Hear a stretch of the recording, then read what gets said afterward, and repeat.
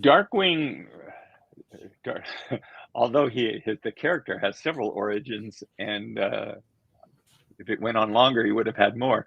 The actual creation of the show is very specific in that Jeffrey Katzenberg, who is chairman at Disney, president, whatever, he was the head of all motion picture and television and animation. He basically ordered me to create a new show with the title Double O Duck. Now, Michael Eisner and Jeffrey Katzenberg came over from Paramount, and one of the things they brought with them is the love of a quirky title, and or at least their definition of an intriguing title, I guess.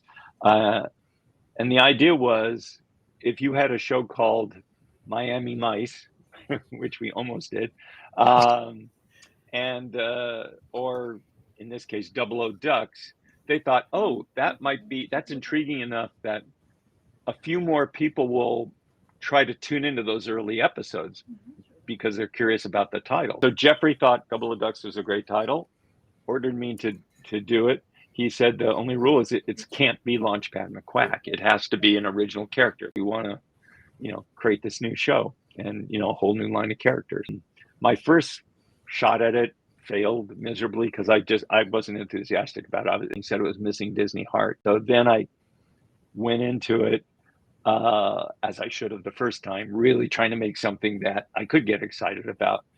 And we had artwork done that was just like a generic Disney duck, could easily be Donald in a white tuxedo.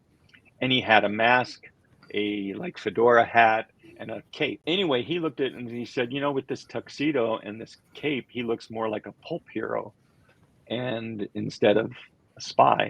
And I lit up at that because I love that old stuff. Instead of James Bond, it was like, oh, Doc Savage used to have this team of quirky eccentrics, and one was a chemical engineer, and one was a mechanical engineer, and one was a communications guy, and the other was transportation. And it was like, oh, that could be a different type of a team that he could work with. Anyway, we kept paring it down until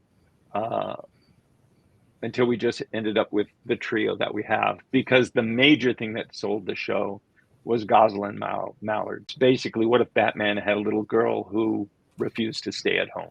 And that was kind of nothing. So we got a cease and desist. So when you did a new name, you had a contest, and the winner of the contest, who got $500, as I recall, was Alan Burnett, who was at Disney at the time. So again, the tried and true gag that we wear out is that we warmed Alan up with the Duck Knight for the Dark Knight.